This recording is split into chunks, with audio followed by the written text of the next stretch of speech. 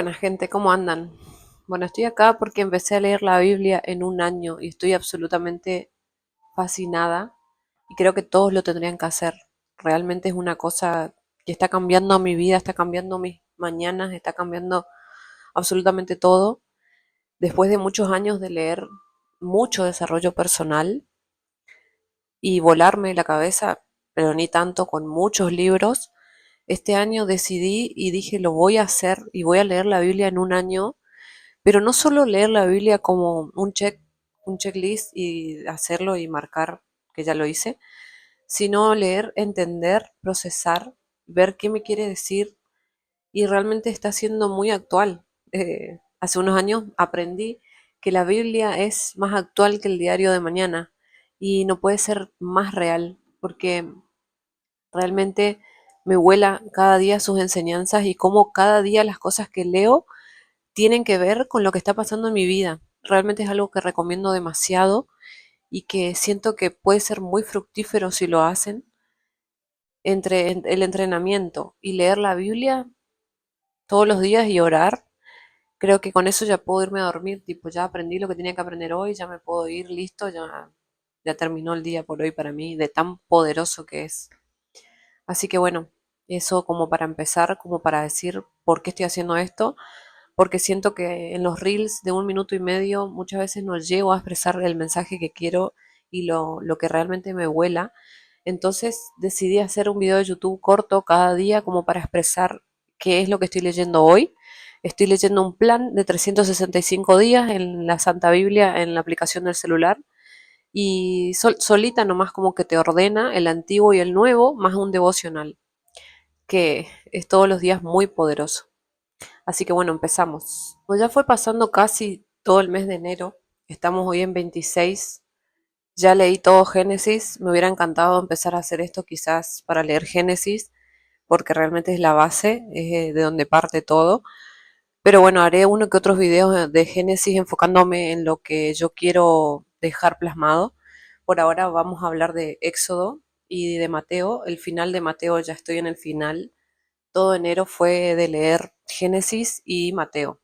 Hoy ya es Mateo 26 porque es 26 de enero, así que bueno, ya haré algún otro video hablando de Génesis, pero porque ya fue pasando y realmente es la clave de todo el comienzo, de toda la promesa que Dios le hace a Abraham, a Isaac y a Jacob y cierra el libro de Génesis hablando de la promesa a Jacob con la muerte de José y que la historia de José me pareció una cosa maravillosa. También todos lo deberían saber. Hace unos años yo empecé un grupo y hablaban normal de de la historia de José y yo no tenía idea de qué hablaban. Pero hoy en día sí lo puedo saber a raíz de hacer esto, de tomarme este tiempo y de, más allá del afán que hay en el día a día y la cantidad de cosas que hay para hacer, de ocuparme, de tomarme sí o sí este momento y que todo el resto de las cosas sean después, porque primero el reino de Dios y las demás cosas vendrán por añadidura. Así que bueno, vamos a empezar con Éxodo 1 y 2. No voy a leer la Biblia, solamente voy a leer las anotaciones que tengo de los aprendizajes más importantes que me vienen para este capítulo que es Éxodo. La cosa empieza mal, porque pasaron muchos años desde que José dejó, o sea, dejó Egipto y murió, y ya no se le conoce en Egipto a José como el segundo del faraón, sino que hay un nuevo rey que no tiene idea de quién es José, entonces no tiene ningún favoritismo por nadie y se da cuenta que está lleno de israelitas. Egipto está lleno de israelitas y que se multiplican y que son cada vez más. Entonces, el, el faraón hace una cosa y manda a matar a todos los varones que nacen de los israelitas. Es como una decisión muy tajante que él toma para que no se sigan multiplicando los israelitas, ¿no? Eh,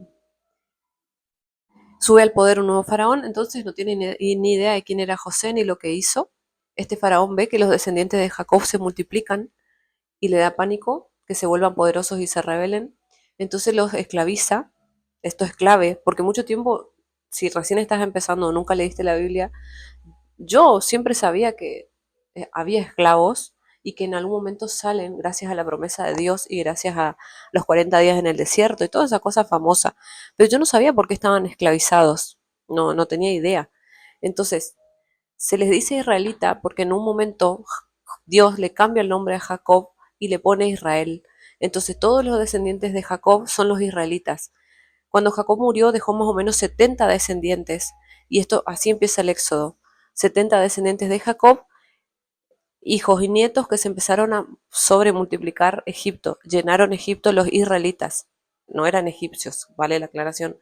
Entonces es como que estaban viviendo israelitas en Egipto. Entonces el faraón, el rey de Egipto, ¿qué hace? Manda a matar a todos los varones que sean israelitas a través de dos parteras que aparecen ahí, que tenían temor de Dios y no le hacen caso al faraón. Entonces no le matan a todos los varones, sino que los dejan con vida. A lo que él viene y le reclama después, ¿por qué no hiciste lo que yo te mandé a hacer?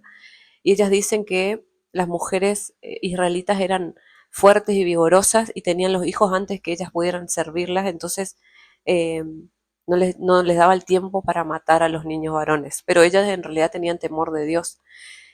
En toda esta historia, en el capítulo 2 ya nace Moisés, que es un personaje muy clave en la vida, en la historia, en todo. Nace Moisés de la tribu de Leví, que también era uno de la tribu de Jacob. Nace Moisés, era varón, claramente. Entonces, ¿qué hace su mamá? Lo esconde por 3 meses. Hay una película muy power en Netflix que es de la vida de Moisés. A mí se me vino todo el tiempo a mente cuando leía. Es muy clave esto para poder poner imágenes, porque nosotros necesitamos como eso.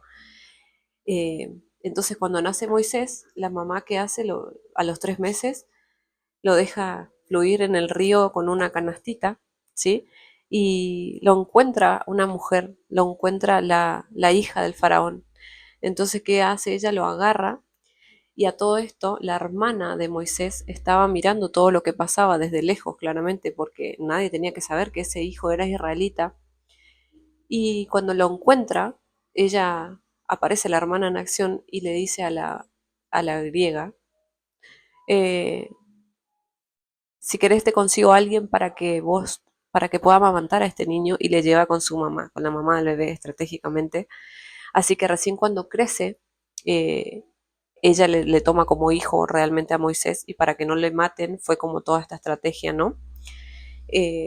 O sea, Moisés crece, sigue vivo y él sabe que es hebreo, por lo cual agarra y cuando le ve a un egipcio pegándole a un hebreo porque los tenían esclavizados, Moisés lo mata.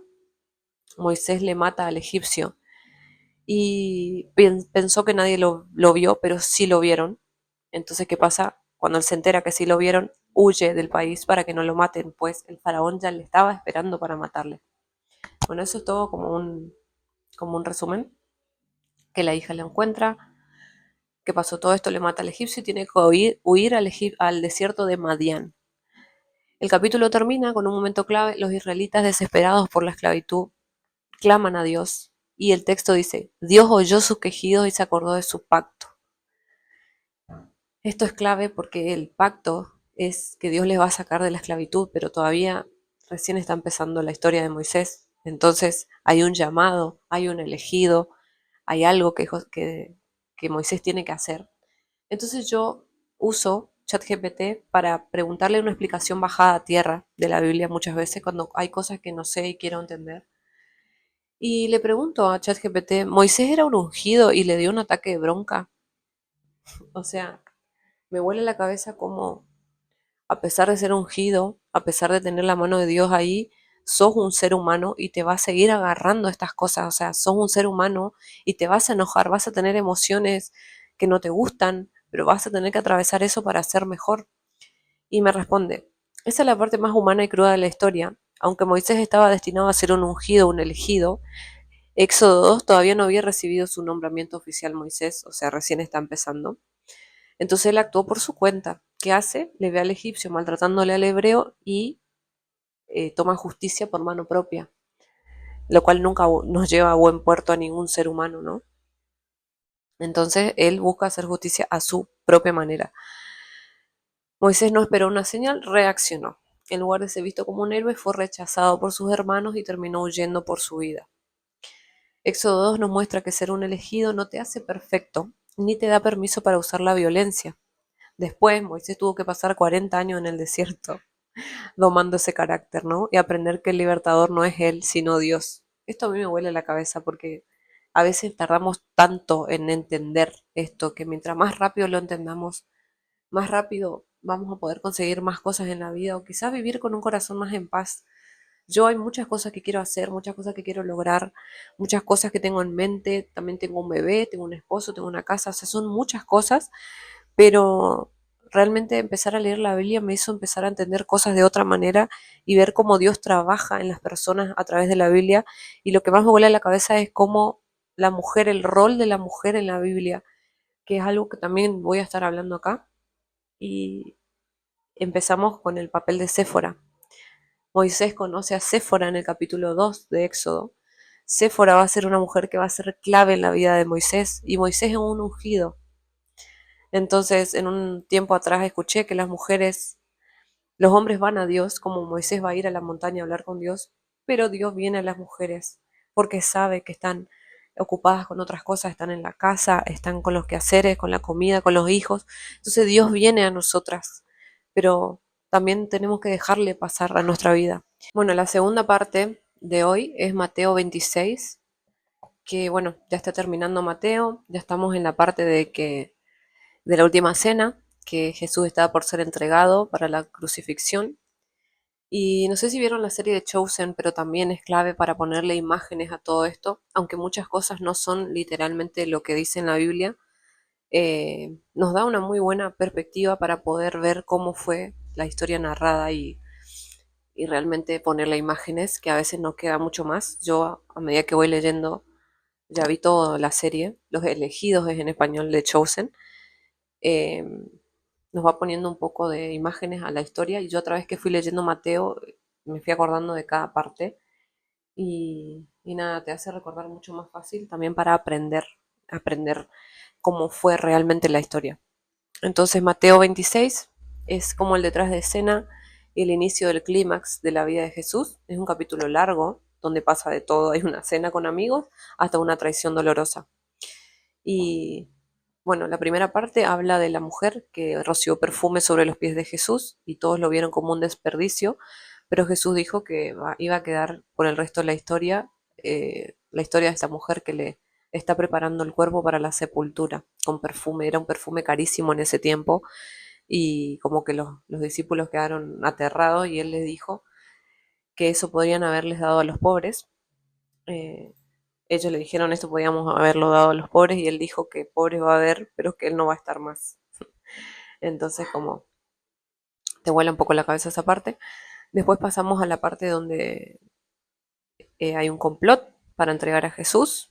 Está Judas. Ay, Judas es un personaje porque te da bronca como ser humano cuando miras la serie. Te da mucha bronca cómo él va a hacer eso. O sea, era el Mesías, era el maestro. Él estaba ahí, pero todo el tiempo le estaban haciendo cosas, preguntas como diciendo, ¿será posible esto? ¿Será cómo vamos a hacer esto? Diciendo que lo tenían a Jesús ahí. Entonces, ¿cuánto más nosotros que a veces dudamos, que no tenemos confianza, que tenemos miedo?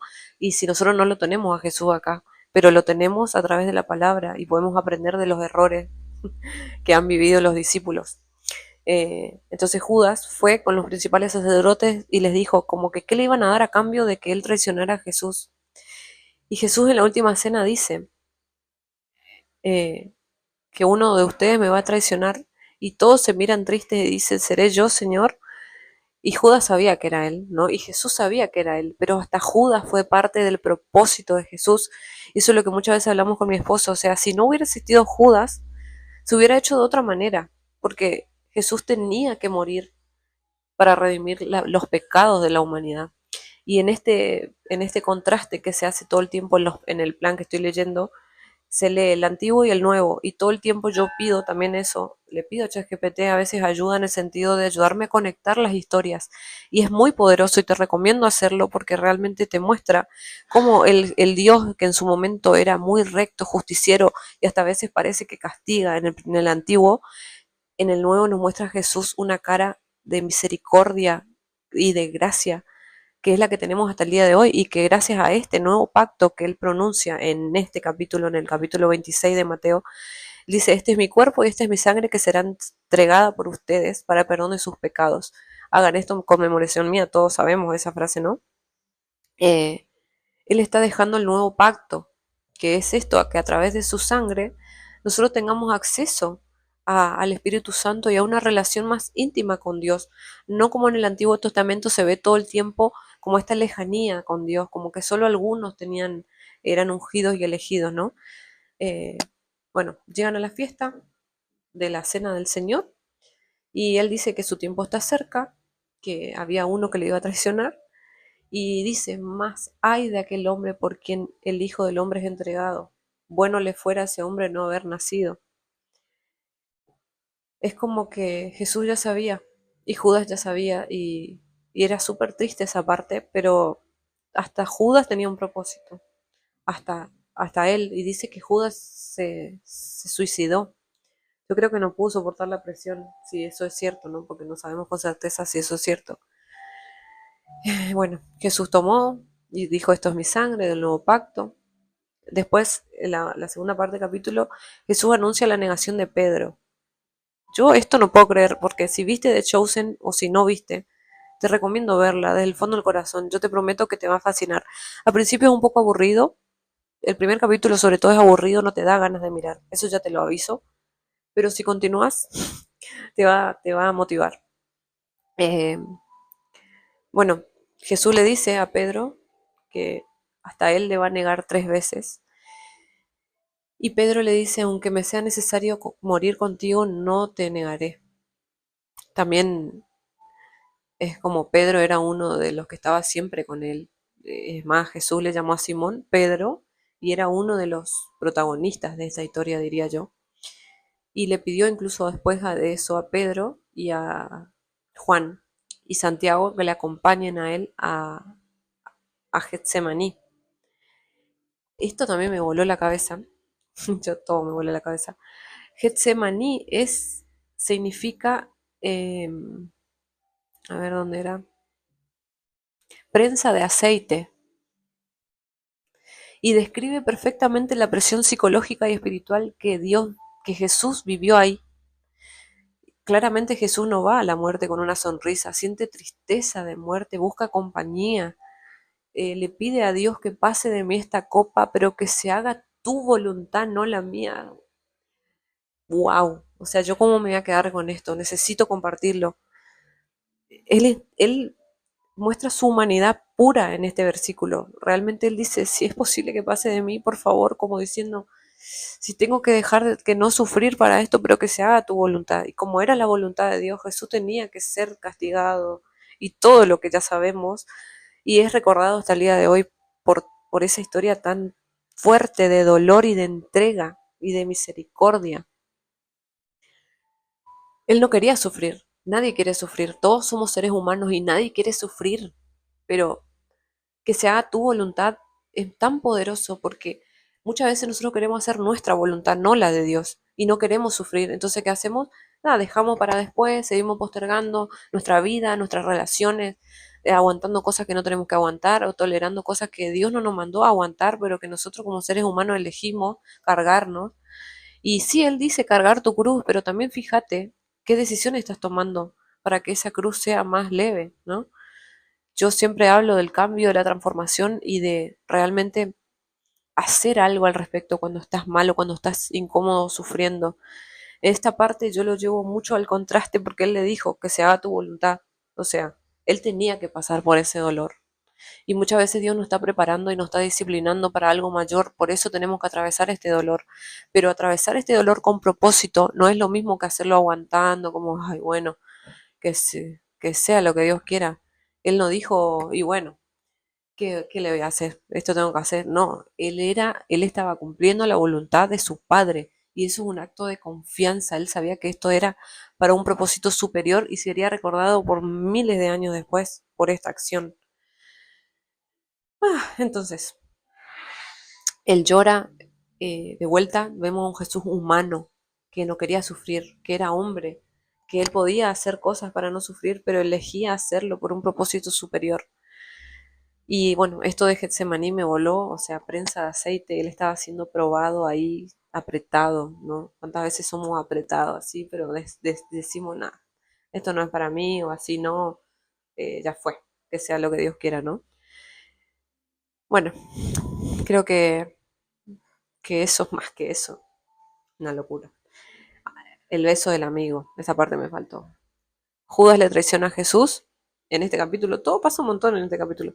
Llega a donde estaba Jesús con Pedro, con Juan y Santiago, llega Judas con toda la batucada y, y que dice, le dijo a los romanos Judas que iban a saber quién era Jesús cuando él le daba un beso. O sea, el tipo fue a entregarle, encima fue a darle un beso y Jesús sabía que le iba a entregar y le dejó que le dé un beso. Decime si vos harías eso. Cuando viene y le da el beso, Jesús le dice, amigo, ¿a qué vienes? Amigo, le dice. Es un llamado a la conciencia. Jesús no le responde con un insulto ni con odio, sino recordándole el vínculo que los unía. Le está diciendo incluso ahora te trato con la dignidad de alguien que caminó conmigo. Y esa es mi invitación para hoy. Acá estoy, voy a hacer esto porque me nace hacerlo, porque me enciende hacerlo, me enciende muchas cosas. Hacer, enciende, hablo de sentir como una manija, una cosa interna de hacerlo, que me está haciendo muy bien a mí, pero siento que no me lo puedo guardar solo para mí. Y esa es la intención de estos videos, de hacerlo todos los días para que pueda llegar a más personas y pueda llegar a esta cosa de poderosa de entendimiento, que le pido a Dios discernimiento y le pido sabiduría antes de leer la Biblia cada día, para que me muestre lo realmente verdadero. Y bueno, esta es la verdad. Jesús es el camino, la verdad y la vida. Nos vemos mañana para el próximo video.